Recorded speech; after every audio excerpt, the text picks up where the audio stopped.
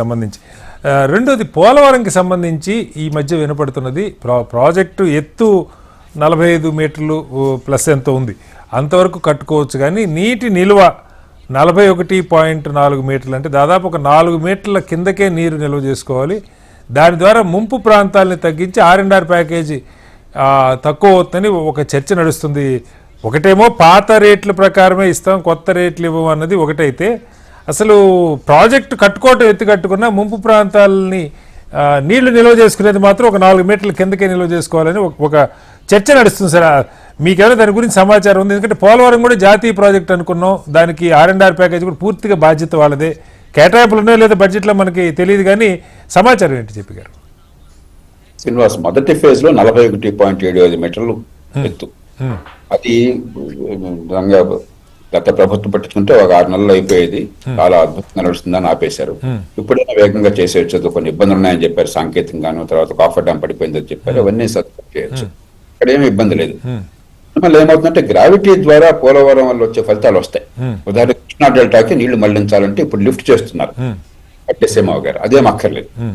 కానీ నీళ్లు నిల్వ ఉంచాలని చెప్పంటే పోలవరం ఎందుకోసం మనం చెప్పేది, నీళ్లు నిల్వలేకపోయినట్టయితే వర్షాకాలంలో మనకు నీళ్లు సరిపోతాయి. తర్వాత సంగతి ఏంటి, వర్షాకాలంలో వరదల నీళ్లు కొన్నైనా పట్టుకోకపోతే నాకు గుర్తున్న పోలవరంలో 220 TMC నీళ్లు మనకు నిల్వ ఉంచుకోవచ్చు. దాంతో పాటు హైడ్రో పవర్ కూడా తీసుకురావచ్చు. అలాగే ఉత్తరాంధ్రకి వెళ్ళాలని చెప్పంటే ఎత్తు పెంచాల్సిన అవసరం ఉంది. దానికి నాకు గుర్తున్నంత వరకు ఆఫ్ హ్యాండ్ నేను చెప్పలేకపోతున్నాను, నా దగ్గర పుస్తకం లేదు. 44.5 45 మీటర్లో ఉంది. దానికోసం ప్రాజెక్ట్ తయారు చేశారు. ఇప్పుడు బహుశా ఏమవుతుందంటే మొదటి దశ ఎలాగో వాళ్ళు ఖర్చు పెట్టాలి, ఇంకా పెద్ద ఎక్కువ లేదు, కొద్ది ఖర్చే ఉన్నది. రెండవ దశలో ప్రధానమైన ఖర్చు డ్యామ్ కోసం కదా, 60,000 కోట్లు అవుతుంది.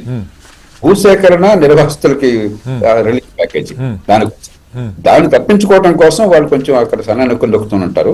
మనం ఖచ్చితంగా గట్టిగా పోరాడాలి. ప్రాజెక్టు అంటే పూర్తిగా నిర్మాణము, ఇంక్లూడింగ్ R&R, భూసేకరణ R&R. అంతేగాని మీకు ఇష్టమైంది చేసి డ్యామ్ కట్టుకుంటాం, మేము కట్టుకుంటాం కావాలంటే. డ్యామ్ ఇప్పుడు స్టోరేజ్ లేకుండా డ్యామ్ ఎత్తి పెంచితే ఉపయోగం ఉంది, డబ్బులు ఇవ్వడం కోసమా? డ్యామ్ ఎత్తి పెంచేది స్టోరేజ్ కోసం. ఎగ్జాక్ట్లీ, స్టోరేజ్ లేకుండా డ్యామ్ ఎత్తి కట్టడం హాస్యాస్పదం అనుకోండి. ఓకే, దాంతోపాటుగా సార్ కొత్త రంగాలు, ఇప్పుడు ఆర్టిఫిషియల్ ఇంటెలిజెన్స్, అలాగే మనకి రోబోటిక్స్ కానీ బయోటెక్నాలజీ కానీ, ఇవి బాగా ఎమర్జింగ్ సెక్టర్స్ అని చెప్పి నిన్న ఎకనామిక్ సర్వేలో కానీ బడ్జెట్లో కూడా ప్రస్తావించారు. కానీ వాటికి, అలాగే డేటా సైన్సెస్ ఈ మధ్యకాలంలో మనం చూస్తున్నాం, చాలా 10,000 కోట్ల రూపాయలు పెట్టుబడులు. ఉదాహరణకి నిన్న తెలంగాణ కూడా అమెజాన్ వాళ్ళు 60,000 కోట్లు ఈ డేటా సైన్స్కి సంబంధించి ఇక్కడ పెట్టుకోవడానికి చెప్తున్నారు. ఈ ఎమర్జింగ్ సెక్టర్స్కి సంబంధించి కేటాయింపులు ఎలా ఉన్నాయి, లేదా విధానాలు ఎలా ఉన్నాయి అనుకో జేపీ గారు? కేటాయింపులు అక్కర్లేదు, విధానాలే కావాలి. దానిలో ఖచ్చితంగా ఆర్టిఫిషియల్ ఇంటెలిజెన్స్ మిగతా ప్రస్తావన వచ్చింది. మనం ఫైన్ ప్రింట్ చూస్తే గానీ నిర్దిష్టంగా ఏంటో తెలియదు. కానీ పెట్టుబడులు దేశంలో రావడం కోసం విశ్వ ప్రయత్నం జరుగుతుంది. అయినా కూడా ప్రతికూల పరిస్థితుల్లో అనుకున్న పెట్టుబడులు రావట్లేదు, అది కూడా వాస్తవం. ఇప్పుడు ఎందుకంటే అమెరికా పెట్టుబడుల కేంద్రం అయిపోయింది. ట్రంప్ డబ్బులని వచ్చేది ప్రధానంగా అమెరికా నుంచి. అమెరికా డబ్బులు బయటకు వెళ్తుంటే పెట్టుబడులు వస్తాయి, కానీ డబ్బులు అమెరికాకి పోతున్నాయి. ఇప్పుడు ఆయన ప్రకటన చూస్తే 10 రోజులు $500 బిలియన్ ఉదాహరణకి IT సెక్టర్ కి, ఆర్టిఫిషియల్ ఇంటెలిజెన్స్ కి. అట్లాగే మీరు జపాన్ నుంచి ఆయన ఎవరో $100 బిలియన్ పెడతా అంటే $200 బిలియన్ చేయించాడు ఆయన. ఇట్లాగా విపరీతంగా. అలాగే సౌదీ అరేబియా కాన్ఫరెన్స్ ఒక $500 బిలియన్ $600 బిలియన్ చెప్తే అది $1 ట్రిలియన్ $1,000 బిలియన్ చేస్తుంది. ఎక్కడన్నా డబ్బంతా సక్ చేసేస్తుంది అమెరికా. ట్రంప్ ఉన్నంతకాలం ఇదే జరుగుతుంది. బట్ విదేశీ పెట్టుబడులు కష్టం అన్నది అంత తేలిక కాదు. కానీ అయినా కూడా మనం ఆ పరిస్థితుల్లో కూడా మన ఫలితాలను సాధించాలి, ఇంకో మార్గం లేదు. ఇప్పుడు అమెరికాని మనం డొనాల్డ్ ట్రంప్ గారికి మీరు జనం చెప్పే సాహసం మనకు లేదు కదా, చెప్తే విన్న కదా. ప్రపంచం అంతా ఇబ్బంది అన్నది, మనకే ఇబ్బంది.